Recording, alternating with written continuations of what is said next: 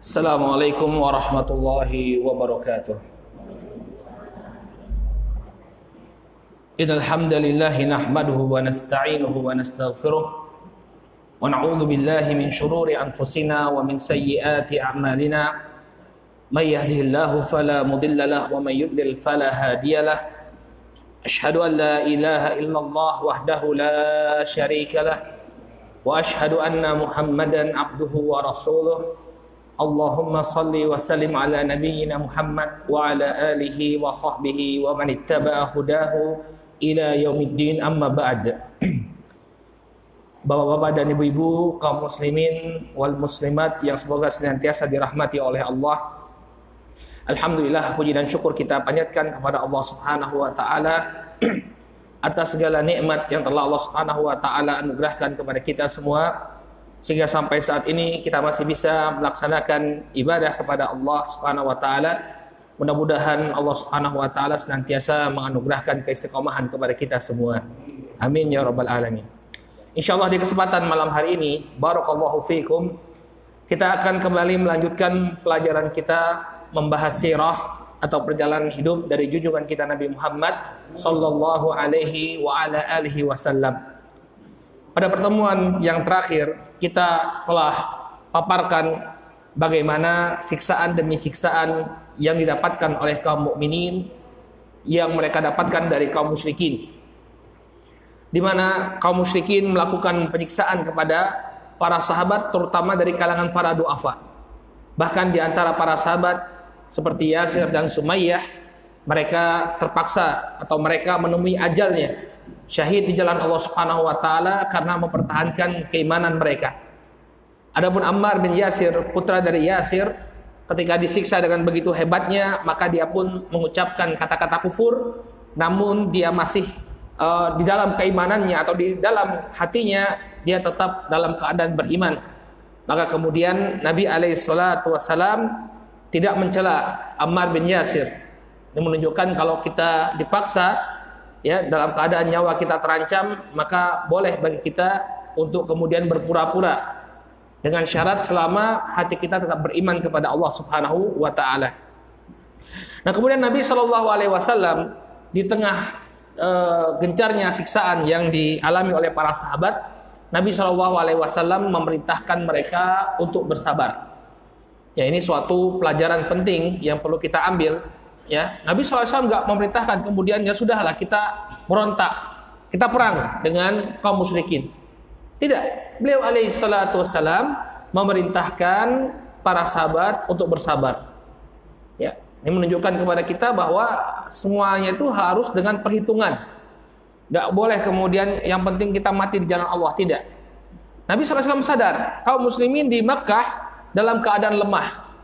Kalau toh mereka berontak, kalau toh mereka angkat senjata, mereka akan kalah. Maka Nabi SAW memerintahkan para sahabat untuk bersabar. Nah, ini apa yang harus kita lakukan kalau memang dalam keadaan kita tertekan. Ya, jangan mati konyol, yang penting perang, yang penting perang, yang penting mati di jalan Allah, jangan. Ya, harus tahu mengukur. Kalau memang kita dalam keadaan lemah, ya sudah bersabar. Nah, kemudian ada yang bertanya mungkin, kenapa Allah Subhanahu wa taala kan mampu untuk memberikan pertolongan kepada kaum muslimin ketika itu. Mudah sekali bagi Allah Subhanahu wa taala untuk menghancurkan kaum musyrikin dengan kezaliman mereka. Tapi mengapa para sahabat seolah-olah dibiarkan oleh Allah Subhanahu wa taala mengalami berbagai macam siksaan? Disebutkan oleh para ulama, ada hikmah yang besar, ya, yang ada di balik penyiksaan ini. Yaitu para sahabat ini nanti akan menjadi orang-orang besarnya kaum muslimin. Ya, mereka adalah generasi awal Islam, bahkan mereka yang akan membuka sekian banyak wilayah, ya, menyebarkan Islam, menyebarkan dakwah, menyebarkan tauhid ke segala penjuru dunia.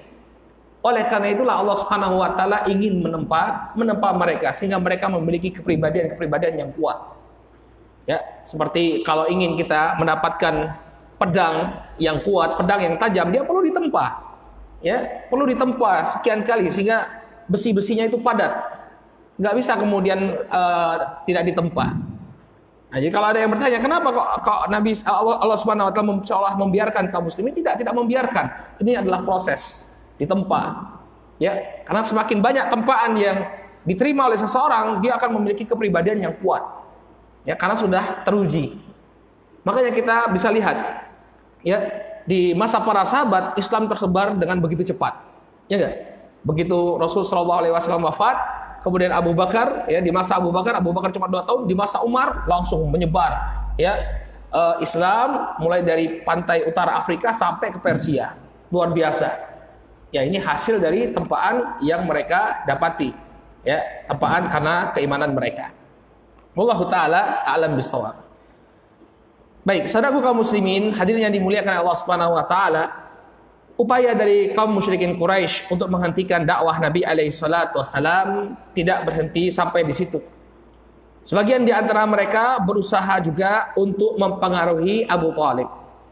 Abu Thalib sebagaimana yang kita sebutkan adalah paman Rasulullah SAW dan hubungannya sangat dekat.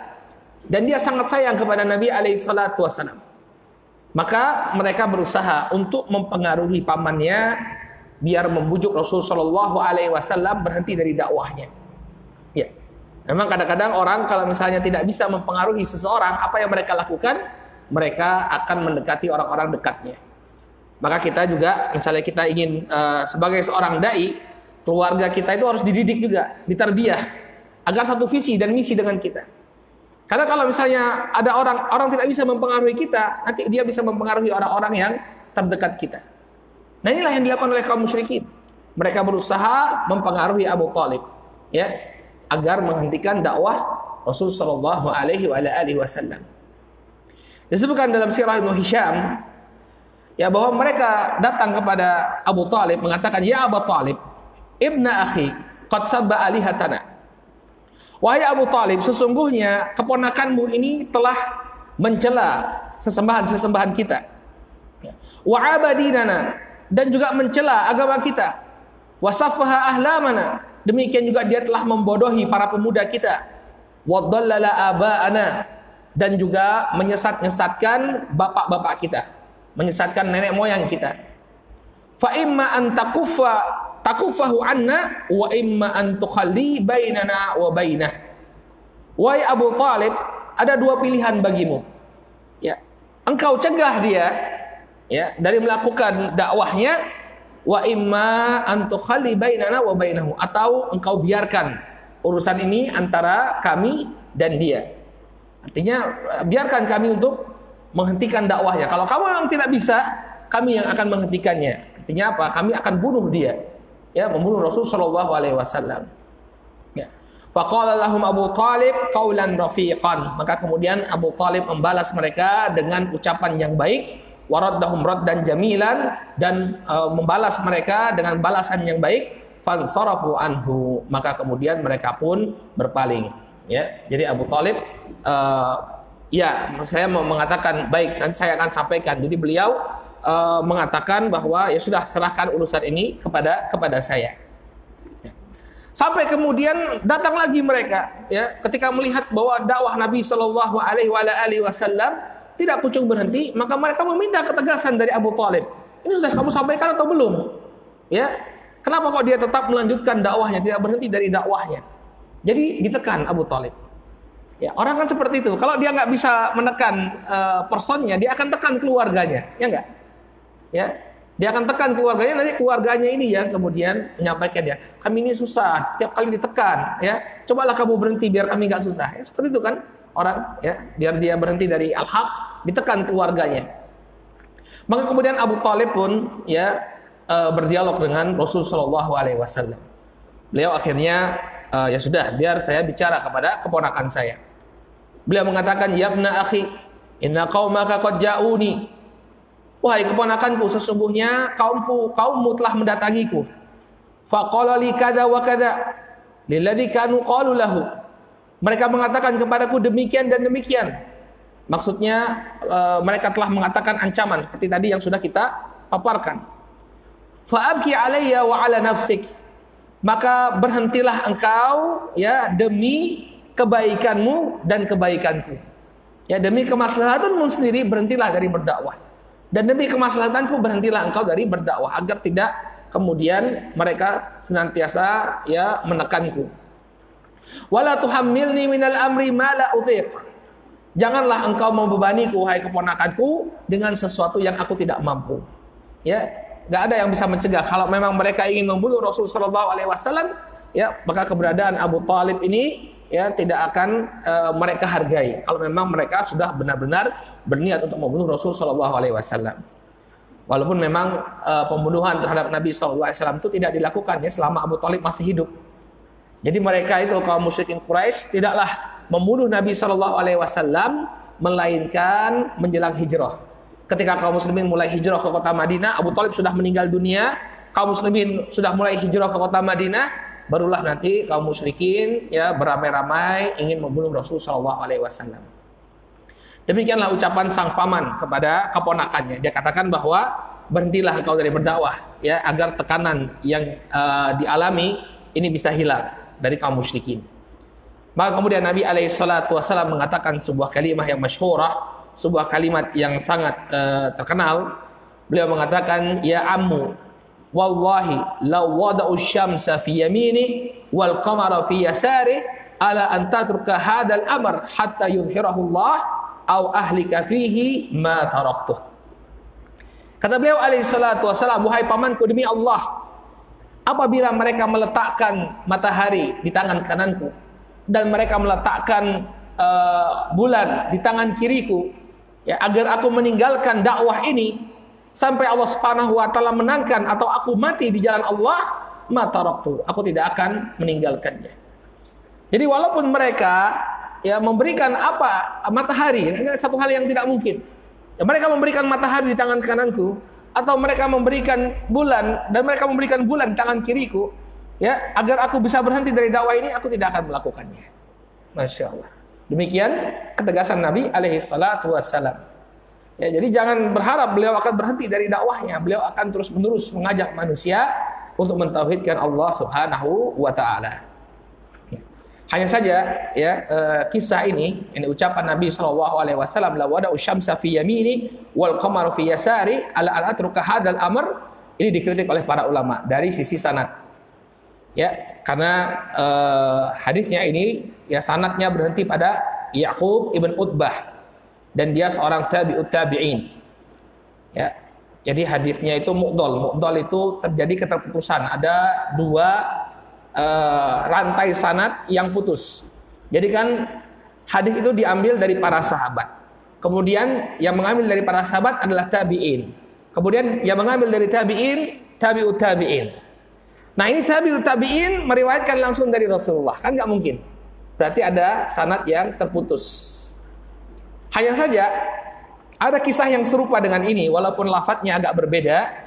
Ya, diriwayatkan dengan sanad yang hasan. Ucapan Nabi sallallahu alaihi wasallam, ma ana bi aqdar, ya, ma ana bi aqdar ala an ad'a lakum dzalik ala an tash'alu li minha sya'lah, yakni asy-syams. Saya tidak akan mampu, ya, saya tidak mampu, tidak kuasa untuk meninggalkan dakwah ini untuk kalian walaupun kalian akan meletakkan matahari.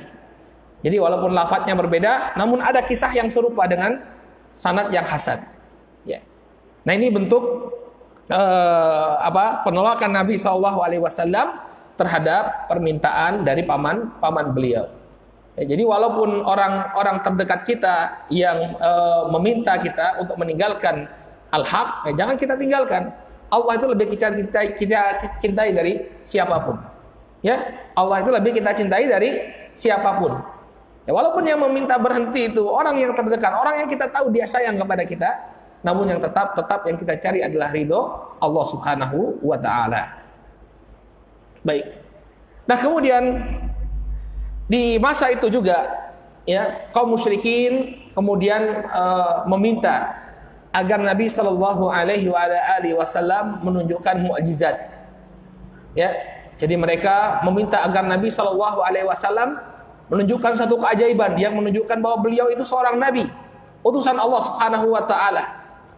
Maka kemudian Nabi sallallahu alaihi wasallam menunjukkan sebuah mukjizat di mana ya ketika itu bulan terbelah. Ya.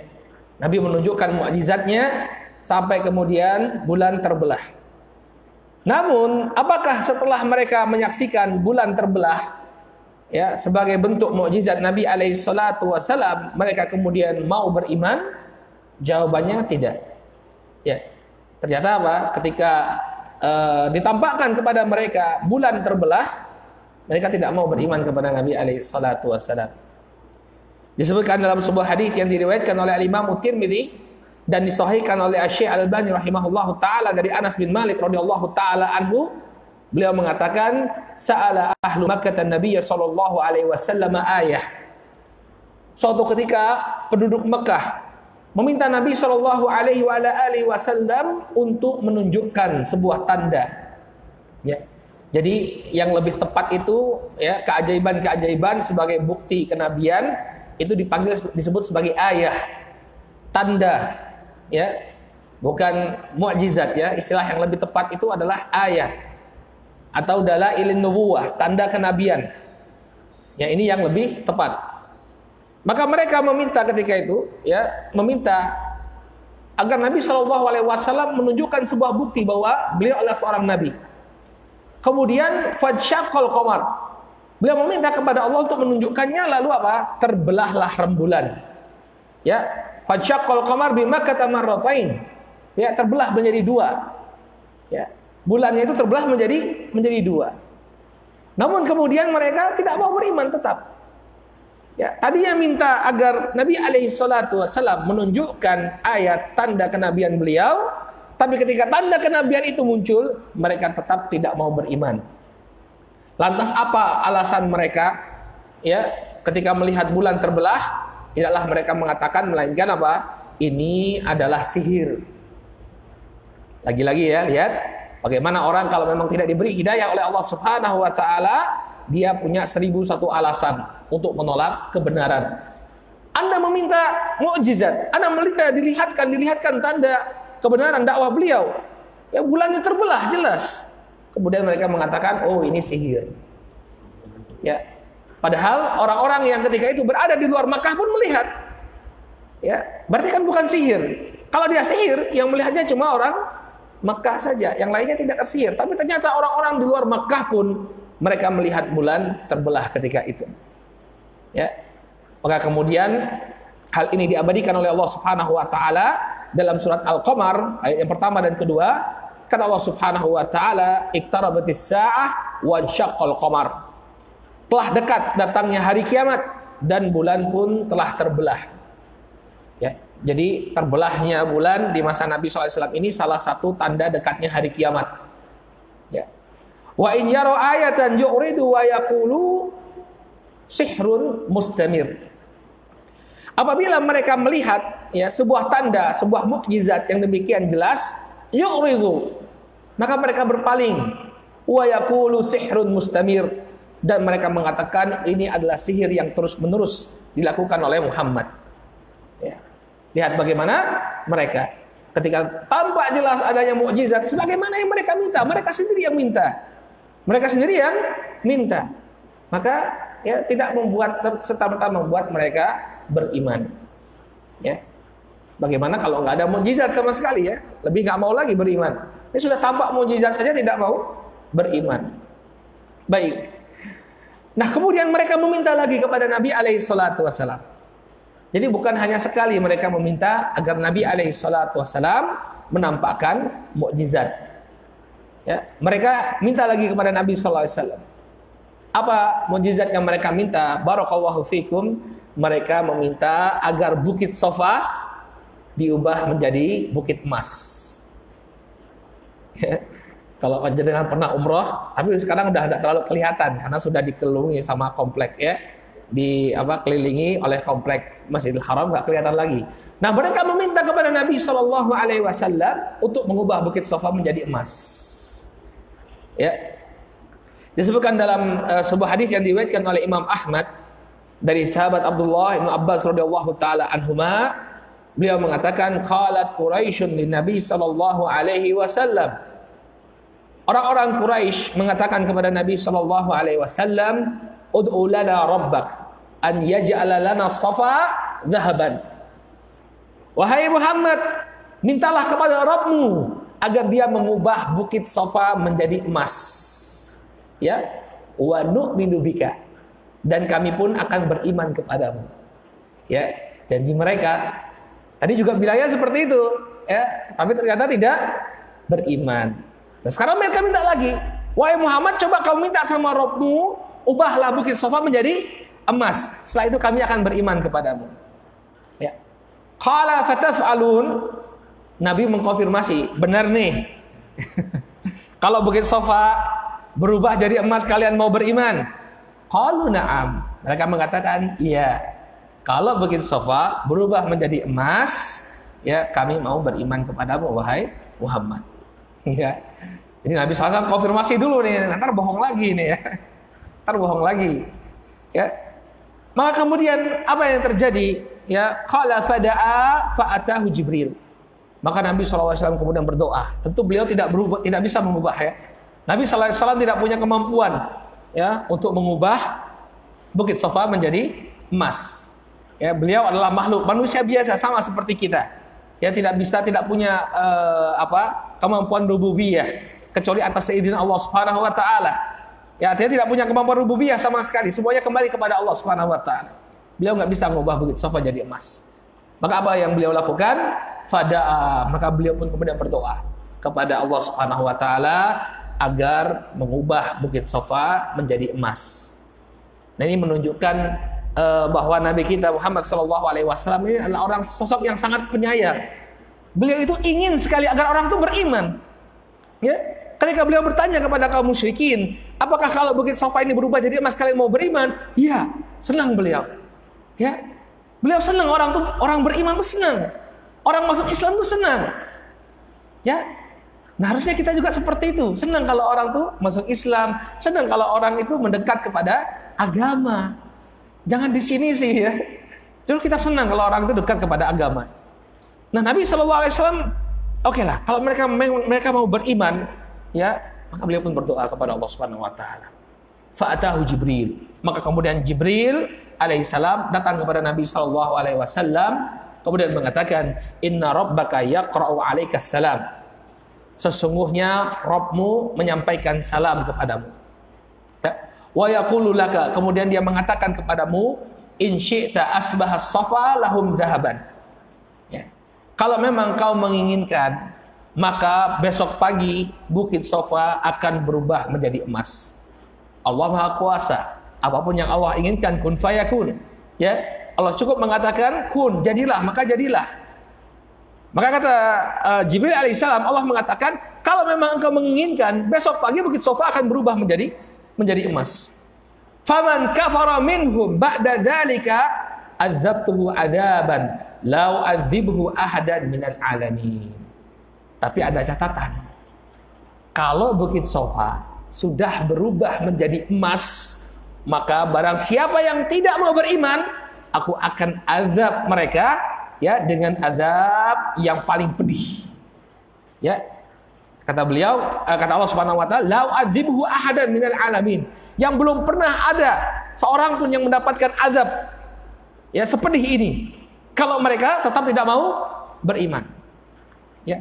Besok aku akan ubah Safa menjadi emas, tapi kalau mereka tetap tidak mau beriman, ancamannya apa? Azab yang paling pedih yang belum pernah aku timpakan kepada siapapun akan mereka terima. Maka Nabi SAW mikir, bulan terbelah saja mereka tidak mau beriman. Gimana kalau Bukit Safa diubah jadi emas, kemudian mereka juga tidak mau beriman? Maka Allah akan azab mereka semua. Oh, jangan. Lihat Nabi kita sangat suka orang itu ya mendapatkan hidayah ya. Beliau khawatir sekali. Ya, aduh nanti kalau mereka nggak dapat, berarti nggak ada lagi kesempatan dakwah mereka. Mereka akan diadab oleh Allah Subhanahu Wa Taala. Ya. Kemudian Allah memberikan opsi yang kedua. Wa in syi'ta fatahtu lahum babat taubah wa rahmah. Dan apabila engkau menginginkannya wahai Muhammad, aku tetap akan buka bagi mereka pintu taubat dan rahmat.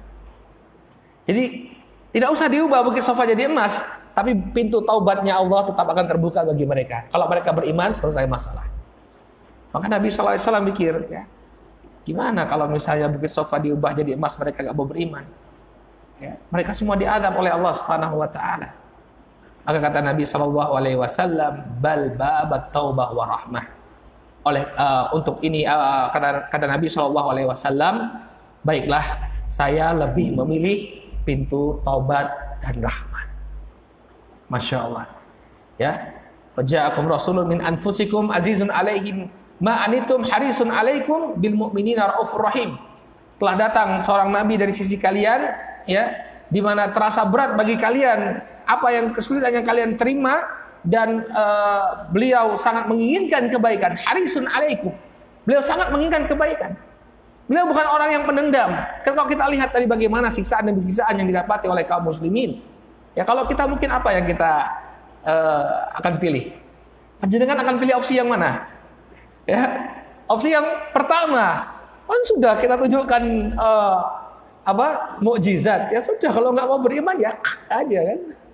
Tapi Nabi SAW tidak mau. Beliau alaihissalam lebih memilih, ya, tetap terbuka kemungkinan mereka untuk bertaubat dan mendapatkan rahmat dari Allah Subhanahu wa Ta'ala. Dan pilihan beliau adalah pilihan yang tepat. Kita tahu nanti banyak sekali di antara mereka yang masuk Islam. Idza jaa nasrullahi wal fath wa ra'aitan nas yadkhuluna fi dinillahi afwaja. Ketika Allah Subhanahu wa Ta'ala berikan kemenangan Fatu Makkah, maka kau akan melihat manusia masuk Islam dalam keadaan berbondong-bondong. Seluruh penduduk Makkah ketika itu masuk Islam. Coba kalau beliau pilih opsi yang pertama, apakah ini akan terjadi? Jawabannya tidak. Semuanya akan diazab oleh Allah Subhanahu wa Ta'ala.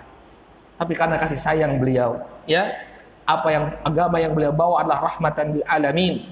Ya, beliau diutus untuk membawa rahmat bagi semesta alam.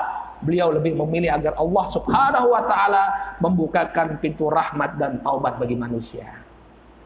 Nah, ini kalau kita mau jadi, ya, mencontoh Nabi SAW, ya, penuh kasih sayang kepada umat manusia, bersemangat agar mereka mendapatkan kebaikan.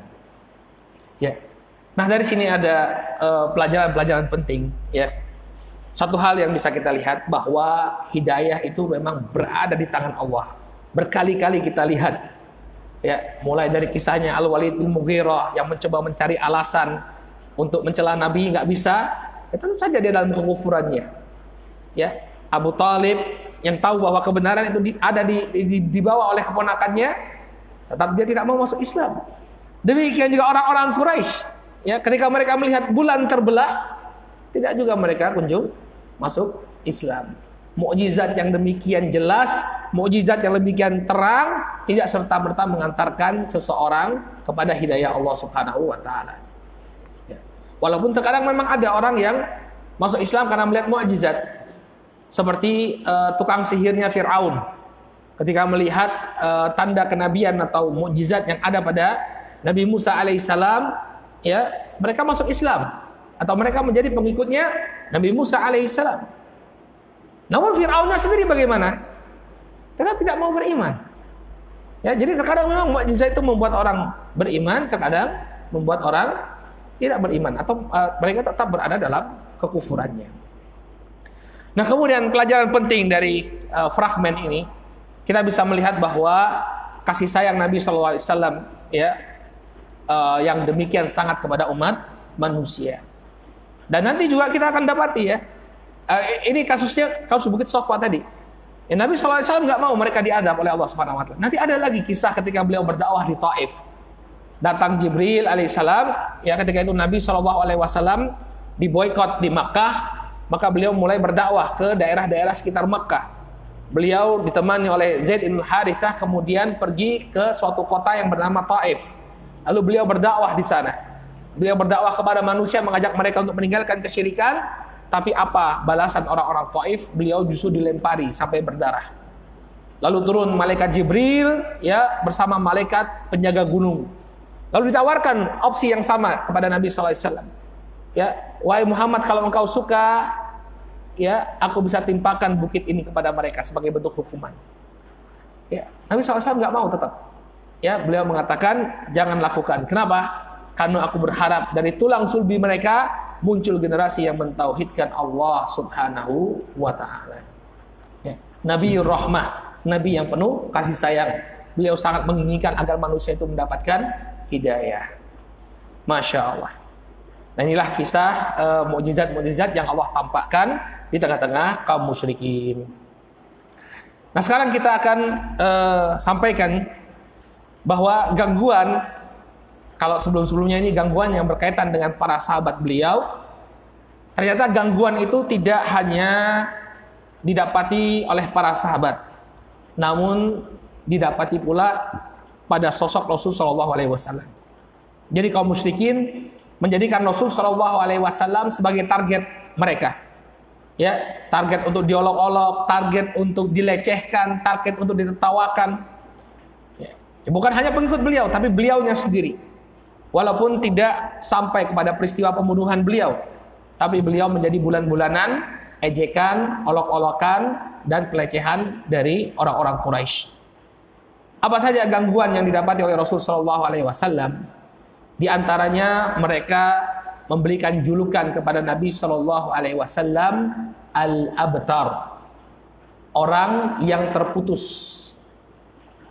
Mungkin panjenengan pernah membaca surat Al-Kautsar, Inna a'tainakal kautsar fasholli rabbika wanhar inna syani'aka huwal abtar. Ya. Sesungguhnya kami telah memberikan kepada engkau Al-Kautsar. Al-Kautsar ini nama sebuah telaga, ya, atau nama sebuah sungai di surga, ya, yang nanti dia mengalir ke suatu telaga yang milik Nabi Sallallahu Alaihi Wasallam, telaganya Nabi Sallallahu Alaihi Wasallam, yang apabila umat beliau meminum dari air telaga tersebut, kemudian mereka tidak akan mengalami haus selama-lamanya. Kemudian kata Allah Subhanahu wa taala, "Fasholli rabbika wanhar." Maka salatlah untuk Rabbmu dan sembelihlah hewan kurban. Inna syani'aka huwal abtar. Sesungguhnya orang yang membencimu, orang yang mencelamu, merekalah orang-orang yang terputus. Baik. Untuk ayat yang terakhir ini, inna syani'aka huwal abtar, orang yang mencelamu, merekalah orang-orang yang terputus. Ini ada sababun nuzulnya. Ketika itu disebutkan oleh Al-Imam Ibnu Katsir rahimahullah, beliau menukilkan dari sebagian riwayat bahwa Nabi Shallallahu Alaihi Wasallam ketika berada di Makkah, beliau kehilangan putra beliau yang bernama Al-Qasim. Ya, jadi beliau kan dikenal sebagai Abul Qasim, bapaknya Qasim. Nah, mungkin ada yang bertanya-tanya, mana si Qasim? Kok nggak ada dalam sejarah? Kok tidak pernah atau kok nggak muncul? Yang muncul Ruqayyah, Zainab, Fatimah, Ummu Kulthum. Ya, Ummu Kulthum, Fatimah. Nggak pernah ada muncul Qasim dakwah sama bapaknya. Kenapa? Karena Al-Qasim ini meninggal ketika masih kecil. Ya, beliau punya dua anak laki-laki, sudah pernah kita jelaskan. Ada yang namanya Abdullah meninggal dunia, kemudian Al-Qasim pun meninggal dunia. Maka ketika Al-Qasim ini meninggal dunia, barakallahu fikum, ya, orang-orang melecehkan Nabi Shallallahu Alaihi Wasallam. Kenapa? Karena anak-anak beliau tinggal yang perempuan. Ya, berarti apa? Tidak ada anak laki-laki yang menjadi penerus beliau. Nah, kebiasaan orang-orang Quraisy, orang-orang Arab atau orang-orang Arab secara umum, keberadaan anak laki-laki ini sangat mereka idam-idamkan. Kenapa? Karena anak laki-laki ini pertama akan melanjutkan nasabnya, kemudian nama mereka pun akan disebut-sebut. Ya, misalnya dia punya anak laki-laki, kemudian anak laki-laki ini punya anak lagi, punya cucu. Maka cucunya ini kan nanti akan bersambung sanad, nasabnya kepada kakeknya. Fulan bin Fulan bin Fulan. Nama kakeknya akan disebut. Tapi kalau misalnya dia anak perempuan, dia punya anak perempuannya kawin sama orang lain, ya, sama laki-laki, maka yang akan diambil nasabnya adalah laki-laki tadi, bukan dari anak perempuannya. Ya enggak? Berarti kan terputus nasabnya. Ya, maka mereka pun mencela Nabi Shallallahu Alaihi Wasallam. Wah, berarti kamu nggak ada lagi keturunanmu yang akan menyebut-nyebutmu. Ya, coba sampai Fatimah binti Muhammad. Kita ambil contoh saja Fatimah. Ya, Fatimah putri beliau nikah dengan Ali bin Abi Thalib. Ya, apakah anak Fatimah ini kemudian dikatakan bin bin dari Fatimah? Enggak kan? Dari bapaknya kan? Misalnya Al Hasan, cucunya Nabi sallallahu alaihi wasallam. Al Hasan bin siapa? Bin Ali bin Abi Thalib. Enggak disebut nama Nabi sallallahu alaihi wasallam. Apakah seakan-akan Nabi terputus? Mereka pun mencela Nabi alaihi salatu wasallam. Muhammad al-Abtar, Muhammad yang terputus. Ya. Artinya nggak ada lagi orang yang akan menyebut-nyebut dia akan mati di telan sejarah karena nggak punya keturunan anak laki-laki. Maka ya Allah Subhanahu wa taala menurunkan ayatnya membela Nabi sallallahu alaihi wasallam, inna syani'aka huwal abtar. Orang yang mencelamu lah wahai Muhammad, orang yang menghinamu lah wahai Muhammad, orang yang membencimu lah wahai Muhammad, mereka inilah yang akan terputus dari rahmat Allah Subhanahu wa taala. Adapun Nabi sallallahu alaihi wasallam, walaupun beliau tidak punya anak laki-laki, akan kekal abadi nama beliau disebut-sebut. Ya. Sekarang sampai sekarang, ya, berapa abad? 14 abad pasca beliau wafat. Manusia masih menyebut-nyebutnya, bahkan mungkin ya, tiap hari kita akan mendengar nama beliau alaihi salatu wassalam. Ya, bahkan sekarang bukan hanya di lingkungan kaum muslimin, ya, di barat sana, di tengah-tengah orang-orang kafir beliau jadi perbincangan, disebutkan. Ya. Berarti apa yang dikatakan oleh musyrikin tadi bahwa beliau akan terputus sama sekali tidak terbukti. Ya. Dalam tafsirnya Al-Imam Ibnu Katsir rahimahullahu taala menjelaskan, ya, kata beliau, annal abtara alladzi idza mata inqata'a dzikruh. Yang dimaksud dengan al-abtar adalah seseorang yang apabila dia meninggal dunia, maka dia tidak akan lagi disebut-sebut. Tidak ada lagi yang menyanjung-nyanjungnya, memuji-mujinya. Fatawahhamu lijalihim annahu idza mata banuhu yanqati'u dzikruh. Maka kaum musyrikin, ya, dengan kejahilan mereka, dengan kebodohan mereka mengira bahwa ketika anak-anak laki-laki Nabi SAW ini meninggal dunia, yanqati'u dzikruh, maka beliau akan terputus, tidak lagi ada orang yang menyebut-nyebutnya. Wa hasya wa kalla bal qad abqallahu dzikrahu ala ru'usil ashhad. Sekali-kali tidak, kata Al-Imam Ibnu Katsir. Ya, beliau akan tetap senantiasa, Allah Subhanahu wa taala akan mengabadikan beliau, mengabadikan sanjungan kepada beliau ala ru'usil ashhad, ya, kepada seluruh manusia. Ya. Wa aujaba syar'ahu ala riqabil ibad. Bahkan lebih daripada itu, Allah Subhanahu wa taala mewajibkan syariatnya Rasul sallallahu alaihi wasallam di atas pundak-pundaknya para hamba. Salat kita syariatnya siapa? Rasulullah. Puasa kita syariatnya siapa? Rasulullah. Zakat kita, haji kita, semuanya adalah syariat yang berujung kepada atau kembali kepada sosok yang bernama Muhammad sallallahu alaihi wa ala alihi wasallam. Mustamirran ala dawamil abad, yang itu senantiasa akan terus berlangsung selama-lamanya sampai hari kiamat. Syariat beliau akan terus ada ila yaumil hasyr, sampai hari kebangkitan wal ma'ad, dan berkumpulnya manusia, dikembalikannya manusia. Ya, kalian yang terputus, tidaklah kalian disebutkan melainkan dengan kejelekan. Adapun Nabi sallallahu alaihi wasallam akan senantiasa disebutkan dengan berbagai macam kemuliaan sampai tegaknya hari kiamat.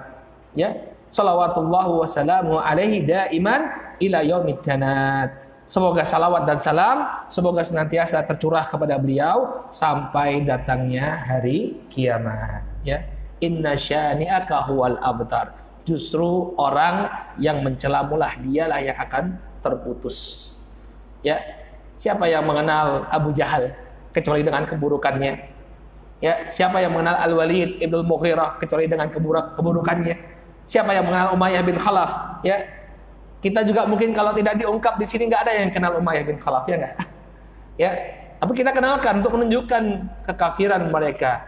Ya, penentangan mereka kepada Nabi SAW disebutkan dengan berbagai macam keburukan. Sedangkan Nabi SAW Allah berikan keabadian, nama beliau diabadikan oleh Allah Subhanahu wa taala sampai datangnya hari kiamat. Ya.